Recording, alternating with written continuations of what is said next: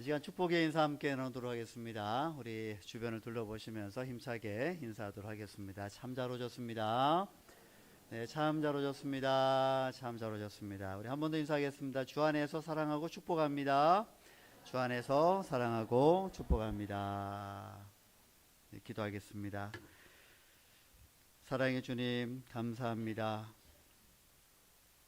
1월을 맞아서, 새해를 맞아서 두 번째 주일로 주님 앞에 서게 하시고, 이 시간 또한 이 예배 가운데 우리에게 들려주시는 주님의 말씀을 듣게 하심을 감사합니다. 이 시간 말씀을 들을 때 살아계신 주님의 음성으로 들을 수 있도록 하시되, 이 말씀이 우리의 마음판에 잘 새겨지게 하시고, 이 2026년 한 해를 살아가는 동안, 그리고 우리 일생을 살아가는 동안 오직 주님의 말씀 그 기반과 토대 위에 믿음으로 살아갈 수 있는 은혜와 능력을 얻게 하여 주시옵소서. 예수님의 이름으로 간절히 기도드립니다. 아멘. 1월 1일이 된 지가 엊그제 같은데 벌써 1월 둘째 주일이 되어졌고요. 오늘이 1월 11일입니다. 잠시 새해를 맞게 되면 우리는 보통 잠시 이제 벅찬 희망을 품고 꿈을 꾸게 됩니다. 아마 지금쯤은 그 꿈에서 아마 다 깨어나시지 않았나 라는 생각이 듭니다. 우리는 열심히 살고 싶어지고 또 더 나아지고 싶은 마음들이 있습니다. 더 이뤄내고 싶은 것들이, 더 성취하고 싶은 것들이 있습니다. 그걸 꿈을 가지고 소망을 가지고 살아가게 됩니다. 그건 자연스러운 일이고 또 우리에게 또 바람직한 일이기도 합니다. 문제는 뭐냐 하면 그런 우리의 열심, 또 꿈, 소망 이런 것들이 어디를 향해 가고 있는가를 잘 살펴봐야 됩니다. 우리가 열심히 산다라는 것은 살아있다는 증거죠. 그런데 우리의 그 소망과 꿈, 우리가 열심히 달려가는 그 길이 정말 생명을 향해서 가고 있는가, 아니면 그렇게 달리면 달릴수록 우리는 메말라 가고 있는가, 이걸 한번 잘 살펴볼 필요가 있습니다.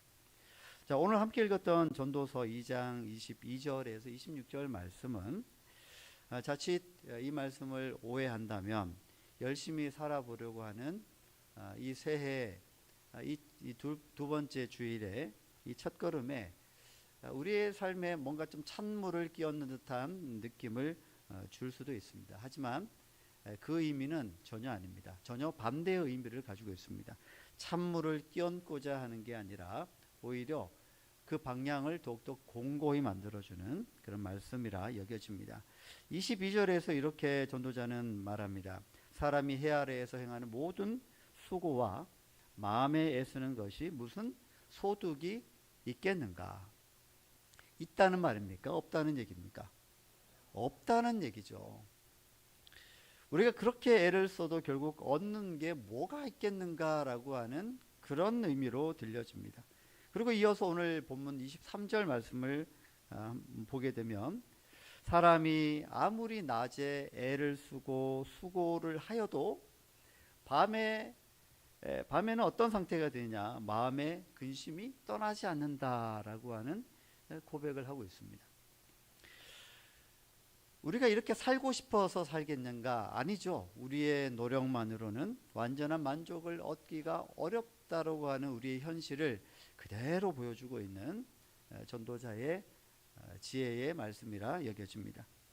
우리는 흔히들 열심히 일하고 노력하고 수고를 하면 그만큼 원하는 것을 얻을 수 있고 행복해 줄 수 있다라고 얘기하기 때문에 부지런하게 살아가는 것, 열심히 살아가는 것을 또 그렇게 격려하고 독려합니다. 그래서 게으르게 살아가는 사람들, 맨날 잠이나 자는 것 같고, 그런 사람들을 우리가 굉장히 좀 욕을 하고 또 비난을 하기도 합니다. 너 그렇게 살아가지고 어떻게 할래라고 하는 그런 마음을 가지고 있습니다. 근데 또 생각해보면 우리가 애쓰고 수고하고 열심히 살아갔는데, 정말 그렇게 열심히 하면 할수록 우리는 정말 우리의 마음속에 품었던 꿈과 소망과 또 목표들이 그대로 이루어질 것인가, 거기에 만족이 있을 것인가, 솔직히 한번 대답을 해보면 다 그렇지 않다라고 하는 것입니다. 그런 과정 속에서 허무함을 느낄 수 있다라고 하는 말씀이죠. 자, 24절과 25절에 보시게 되면 이와는 또 다른 관점을 말씀하고 있는데, 먹고 마시고 일하고 수고하는 것에 대한 지혜의 말씀을 또 담고 있습니다. 24절 말씀을 보게 되면 결국 사람이 먹고 마시고 수고하는 모든 일상의 행위들이 우리에게 무엇이 되느냐 하면 기쁨의 요소들이 된다라고 말씀을 하고 있습니다. 우리가 애써 일한 뒤에 그 결실을 누리면서 삶의 작은 즐거움을 맛보는 것이, 그게 뭐냐 하면 하나님께서 우리에게 허락하신 선물이라고 말씀하고 있는 것입니다. 그리고 25절을 보시게 되면 이 전도서의 그 기록자가 솔로몬인데, 이 솔로몬이 이런 고백을 하고 있습니다. 먹고 즐기는 일을 누가 나보다 더 해 보았겠는가. 맞습니다. 당대의 솔로몬만큼 먹고 마시고 즐거워할 수 있는 일에 솔로몬만큼 누려본 사람은 없을 겁니다. 풍요로움을 누려본 왕입니다. 그 왕으로서 자신이 세상에서 할 수 있는 그 즐거움을 다 누려봤다라고 하는 의미로 이 말을 하는 겁니다. 결코 교만한 말은 아닙니다. 나는 그만큼의 것들을 다 해본 사람이다. 그 즐거움이 뭔지를 안다라고 이야기하는 것이죠. 자, 오늘 24절 이 말씀과 25절을 연결해서 본다면 솔로몬은 이렇게 말하는 것과 같습니다. 내가 이 세상에서 그 누구도 부럽지 않을, 모든 사람들이 자신을 부러워할 만한 그 세상에서 누릴 수 있는 풍요로움을 다 누려보았지만 진짜 만족은 하나님께서 주시는 것, 하나님께서 주셔야만 나는 만족할 수 있었다라고 하는 것을, 그 자신의 깊은 깨달음을 말하고 전달하고 있는 것입니다. 먹고 마시고 수고하는 즐거움, 수고하는 그 모든 것들이 즐거움이고 누릴 수 있는 기쁨이다라고 하는 것을 말해주고 있는 것이죠. 하지만 그 기쁨이 단순히 인간적인 노력에서 나오는 게 아니라 결국 하나님께서 주시는 선물일 때 그것이 기쁨이 되고 또 그것을 누릴 수 있다라고 하는 것을 말씀하고 있는 것이죠. 그러니까 우리가 누리는 일상의 작은 즐거움도 하나님께서 허락하신 은혜라고 하는 관점에서 보게 해주는 본문의 말씀이다라고 할 수 있습니다. 22절부터 그래서 25절까지의 말씀을 이렇게 살펴보면 그렇게 길지 않은 본문이긴 하지만 거기에 역설적인 내용이 동시적으로 포함되어져 있습니다. 뭐냐 하면 거기에는 허무함이 있고 또 한편으로는 즐거움이 있습니다. 즐겁게 누리라고 하는데 왜 허무하다라고 얘기하는 걸까? 솔로몬이 얘기하는 바는 전도서 전체를 통해서 동일하게 일맥상통하는 게 있습니다. 우리가 아무리 풍요롭고 아무리 즐겁고 아무리 누릴 게 많다고 해도 그것이 하나님께서 주시는 것이다라고 하는 관점 안에서, 하나님 안에서 그것을 바라보지 않는 이상은 결국 우리는 모두가 허무함을 경험할 수밖에 없다. 아무리 이 세상에서 가장 뛰어난 왕이 된다 할지라도 모든 것을 먹을 수 있고 모든 것을 탈 수 있고 모든 것들을 가질 수 있는 그 위치에 있다고 해도 그것이 하나님 안에서 발견되지 않는다면 그건 아무 의미가 없다. 허무할 것이다. 공허할 것이다. 헛되다라고 말씀하는 게 전도서에 흐르고 있는 맥락입니다. 그 맥락 속에서 이 말씀을 볼 수 있어야 됩니다. 허무한 현실을 살 수밖에 없습니다. 사실은 우리가 아무리 열심히 살아도 결국 허무할 수밖에 없습니다. 그런데 그런 우리 인생에 그래도 하나님께서는 우리에게 즐거워할 수 있는, 기뻐할 수 있는, 누릴 수 있는 여지를 주셨다라는 것을 기억을 해야 됩니다. 그게 바로 하나님께서 주셨다라고 하는 고백이고, 하나님께서 하셨고 하나님께서 우리를 위해서 이루신 일이다라고 하는 것을 고백할 때에 그것이 가능하다라는 말씀이죠. 우리가 먹고 마시며 수고한 것을 기쁨으로 받아들이는 것. 모든 소박한 기쁨들은 하나님의 손에서 나오는 선물이다라고 하는 것을 이 지혜자는 전하고 있는 것입니다. 자, 이제 26절 한번 가볼까요? 26절을 보시게 되면 이 누림의 근원, 우리가 기쁨을 누릴 터인데 그 기쁨으로 누릴 수 있는 그 근원이 무엇인가 또 분명하게 밝혀주고 있습니다. 26절 같이 한번 읽어보도록 하겠습니다.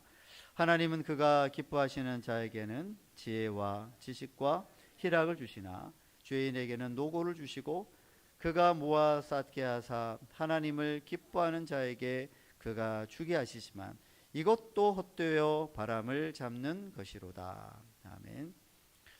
자, 이 말씀은 누림의 기준이 사람의 능력이나 태도 또 성격이나 또 어떤 힘, 어떤 기술 이런 것들이 있지 않다라는 것을 분명하게 하고 있습니다. 누릴 수 있느냐 없느냐의 문제는, 그리고 얼마나 잘 사느냐 그렇지 않느냐의 문제는 오직 하나님 앞에 내가 어떻게 서 있느냐에 따라서 갈려진다라고 하는 것을 말씀하고 있는 것입니다. 여기서는 하나님을 기뻐하는 자가 나오고요, 또 하나님이 기뻐하시는 자 동시에 나오게 됩니다. 하나님을 기뻐하든 또는 하나님께서 기뻐하시는 자이든 이것은 도덕적으로 완벽하거나 뭔가를 잘했거나 또는 신앙이 성장했거나 이런 것을 뜻하지 않습니다. 여기서 하나님이 기뻐하시는 자와 하나님을 기뻐하는 자라는 것은 자기 인생의 주인이 하나님이라고 하는 것, 자기 자신이 아닌 하나님이라고 하는 것을 인정하는 사람, 그래서 하나님만 붙들 수 있는 사람, 내가 하나님만 붙들며 살아가겠습니다라고 하는 고백이 있는 사람을 일컫습니다. 그래서 우리가 이 삶 가운데서 누릴 수 있다라고 하는 것은 우리가 애써서 만들어내는 것이 아니라 하나님과의 관계 안에서 주어지는 선물인데 그 모든 것들이 하나님께서 주시는 것이다. 하나님이 주시는 것임을 알고 하나님만 붙드는 사람에게서 만들어지는 어떤 누림이다라고 할 수가 있습니다. 이제 우리가 좀 이 말씀을 좀 실제적으로 적용을 해보려고 합니다. 아주 가까운 예를 좀 들어보도록 하겠습니다. 우리는 하나님께서 주시는 이 먹고 마시고 우리가 일상을 살아가는 이 삶에 대해서 좀 이 작은 것에서부터 좀 누림이 있었으면 좋겠다는 차원에서 말씀을 좀 드리고 싶습니다. 예를 들면 밥 얘기를 좀 하고 싶습니다. 여러분 오늘 밥 드시고 오셨습니까? 아침부터 드시고 오셨군요. 네, 이따 곧 점심을 드시게 될 텐데 밥 한 끼를 먹을 때에도 이것을 선물로 받는 기쁨을 가지기를 바랍니다. 가끔 저는 그 밥상에서 밥을 먹을 때 정말 기쁠 때가 있습니다. 뭐 반찬이 많아서가 아닙니다. 이 밥을 할 때부터, 밥을 지을 때부터 참 마음에 설레임이 있습니다. 무슨 설레임이냐면 특히 이제 햅쌀로 밥을 지을 때 그 지을 때부터 나는 밥 냄새가 있습니다. 그 냄새가 뭔지 아시죠? 네, 안 드셔보신 분은 모를 겁니다. 그 밥 냄새는 밥을 이제 갓 지어서 첫 술을 뜰 때 정말 맛있다는 거죠. 여러분 아시죠? 밥을 뜰 때, 밥 주걱으로 한 입 먹을 때 얼마나 즐겁습니까? 그 어떤 음식보다도 달고 맛이 있습니다. 그게 기쁨이라는 거죠. 그걸 누릴 수 있는 사람 행복하지 않겠습니까? 무슨 금덩어리가 집안에 뭐 수십 개가 있다 한들 그 밥을 못 먹으면 그게 무슨 소용이 있겠습니까? 금을 먹을 수도 없고 뜯어 먹을 수도 없고. 여러분 먹을 수 있음에 감사할 수 있는 것, 그 맛을 느끼고 즐길 수 있는 게 기쁨이다 라고 하는 것이죠. 그 밥 한 숟가락, 그게 뭐라고 우리에게 기쁨을 주겠습니까? 그런데 그게 기쁘거든요. 그걸 누려보시라는 얘기입니다. 그래서 여러분 밥상을 대할 때 이걸 내 허기를 때우는 것이다. 그래서 막 밥을 또 음식을 와구와구 그렇게 드시지 마시고 한 숟가락 한 숟가락을 음미하면서, 그래서 거기에 음미라고 하는 그런 말이 나오는 겁니다. 맛을 보라는 얘기입니다. 맛을 느껴보라는 얘기입니다. 하나님께서 주신 것이다라고 생각하고 드시라는 얘기입니다. 때로는 밥이 맛이 없을 때도 있겠죠. 어떻게 해야 될까요? 네, 그래도 맛있게 드십시오. 내가 먹을 수 있음에 감사한 일입니다. 맛이 있다 없다를 느낄 수 있는 것 자체에 감사하시길 바랍니다. 나중에는요, 그런다고 하더라고요. 이게 맛이 있는 건지 맛이 없는 건지 도대체 맛을 느낄 수 없는 때가 온다고 하니, 그때가 오기 전에 여러분 충분히 맛있게 드시고, 드실 때마다 참 감사합니다. 하나님, 내게 이렇게 맛을 볼 수 있는 미각과 또 후각을 주셔서 감사합니다. 먹을 때마다 눈물을 흘리면서 기뻐하면서 드시길 바랍니다. 그걸 누리셔야 됩니다. 그리고 혹시 누군가가 그 음식을 해 주었거나 또는 사 주셨다면 그 앞에 있는 분에게도 감사하는 마음으로 드실 수 있기를 바랍니다. 하나님께서 주시는 매일의 은혜, 수고의 결실, 그리고 우리의 일상의 작은 기쁨들, 우리가 선물을 받듯이 감사하며 누릴 수 있는 게 필요합니다. 오늘 본문에 나오는 먹고 마신다라고 하는 이 말이 너무나 평범해 보이기 때문에 어쩌면 우리에게 어떤 감흥도 없이 놓치기 쉬운, 먹고 마시는 그게 뭐라고 그렇게 좀 넘어가기 쉬운 우리의 일상일 수도 있습니다. 하지만 성경에서 이 표현은 굉장히 깊은 의미를 주고 있습니다. 먹고 마신다라고 하는 것은 단순히 우리 배를 채운다는 얘기가 아니죠. 우리가 살아있으니 먹을 수 있고, 살아있으니 맛을 느낄 수 있고, 살아있으니 우리가 마실 수가 있는 것입니다. 그런 기회가 주어졌을 때 충분히 감사하면서 먹고 마시고 누리라고 하는 말씀이죠. 오늘 내가 먹고 마실 수 있는 것은 하나님이 주셔서 누릴 수 있었다라는 그 결론으로 귀결되어져야 됩니다. 이 고백이 있을 때 이제 중요합니다. 이런 고백이 우리 가운데 있을 때 매일 똑같은 밥상이라도 전혀 다른 의미가 될 수 있을 겁니다. 먹고 마실 수 있게 해주시는 하나님이 우리의 밥상에서 고백되어질 때 우리의 일상에서 마주하게 되는 그 밥상이 예배가 되지 않겠습니까? 이것을 좀 더 확장해 본다면 우리의 지극히 평범해 보이는 우리의 일상은 비로소 그 일상 자체가 하나님을 향한 예배의 순간이며 예배의 장소가 될 수도 있다라는 것을 우리가 놓쳐서는 안 될 것입니다. 오늘 전도서가 말하는 누림은 어디 멀리 여행을 떠나는 것만을 의미하는 게 아닐 것입니다. 가장 가까이에서 경험하는 우리의 일상의 삶의 조각들, 순간순간들, 그것들이 우리가 누림의 기회들이 될 수 있다라고 말씀드리고 싶은 것입니다. 우리 매일매일마다 참 아름답게 아침마다 일어난 우리 가족들의 얼굴을 보게 됩니다. 교회 나왔을 때의 얼굴과 좀 다르지 않습니까? 네, 똑같으면 다행이지만 아마 대부분 좀 다를 겁니다. 저도 집에서의 얼굴과 지금 강단에서는 얼굴은 좀이 아니겠죠. 좀 다릅니다. 다 다를 것입니다. 근데 우리는 그 가족의 얼굴을 매일 아침마다 있는 그대로 보게 됩니다. 그리고 놀라지도 않습니다. 그 얼굴을 매일매일 봐왔으니까. 그러면서 우리는 나의 사랑하는 가족이 오늘도 일어났구나, 감사할 수 있는 것이고, 그리고 우리 어린 아이들일수록 울음소리가 많을 겁니다. 그런 울음소리가 나면 거기에 짜증스럽게 반응하지 않고 미소 지을 수 있는 것은 이 또한 하나님께서 우리 가정에 주신 선물이구나라는 것을 우리가 알기에 그럴 수 있는 것입니다. 여기 청소년들이 앉아 있는데 청소년들은 문을 쾅쾅 닫고 들어갑니다. 그렇지 않나요? 조심해서 들어갑니까? 그리고 문을 딸깍 잠그게 됩니다. 그럴 때 부모님들은 성질 내지 마시고, 우리 아이는 이럴 줄 몰랐는데 왜 이런지 모르겠다, 그렇게 할 필요가 없습니다. 이 아이가 이렇게 정상적으로 자라고 있구나, 참 감사한 일이다. 너는 왜 안 들어가냐, 너는 왜 들어가서 문을 안 잠그냐, 오히려 이래야 되는 경우가 아니라면 정말 감사한 일이죠.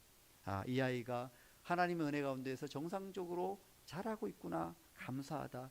그런 사춘기의 아이들을 누릴 줄 아는 부모가 좀 되어줘야 됩니다. 여러분, 우리가 나이가 들면 다리도 쑤시고 팔다리도 아프고, 그리고 머리도 빠지고 흰머리도 나고, 또 자주 감기도 걸리고 몸이 약해지죠. 이 몸이 약해지는 것에 대해서도 우리가 누릴 수 있을까요? 이왕이면 누리면 좋을 것 같습니다. 몸이 아프면, 몸이 약해지면 그럴 때마다 하나님께서 나에게 겸손을 배우게 하시는구나. 나이 젊었을 때는 그냥 숟가락도 씹어 먹었는데 그럴 때가 있었지 않습니까? 그럴 때는 그걸 누리는 것이고요. 이제는 숟가락을 입에 넣기가 무섭게 이빨 빠질까봐 무섭다. 이것 또한 하나님이 이 인생을 통해서 나로 하여금 이 육신 안에 갇혀있는 내가 그 인생을 배워가는 과정 속에서 나를 참 겸손하게 만드시는구나, 이걸 좀 누릴 수 있기를 바랍니다. 그리고 이 매 주일마다 이렇게 교회에 나와서 예배 드릴 수 있다는 것이 얼마나 감사한 일입니까? 감사한 일이 아니라고요? 그럼 지금 이 시간에 이 교회에 와서 예배 드릴 수 있는 것 아무나에게 주어지는 것일까요? 아닙니다. 여기에는 많은 복잡한 요소들이 혼재되어 있기 때문에 여기에 나올 수 있는 것입니다. 우리가 무엇이 간데 여기에 나올 수 있겠습니까? 그런데 하나님은 우리로 하여금 이 매주일마다 교회에 와서 예배 드릴 수 있도록 우리에게 은혜를 베풀어 주시고 있지 않습니까? 이것을 누리실 수 있기를 바랍니다. 그래서 앞으로 교회 오실 때는 오늘도 교회 가야 돼, 인상 쓰지 말고, 우리 청소년들 인상 쓰지 말고 교회 올 때마다 나 오늘도 교회가 너무너무 즐겁고 행복해, 엄마 아빠 나로 하여금 교회 갈 수 있도록 나에게 믿음을 주셔서 고맙습니다, 이렇게 꼭 인사하고 교회로 오시기를 바랍니다. 무슨 소리 하는지 모를 겁니다.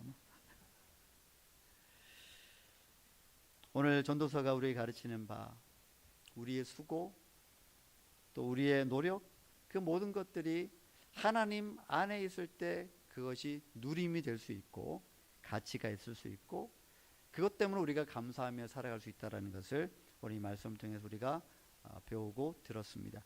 오늘 이 말씀처럼 모든 것들이 주님께로부터 왔다라는 것을 충분히 알고 매일매일 여러분의 일상 속에서 그 누림이 있기를, 그리고 감사하며 살아갈 수 있기를 축복합니다.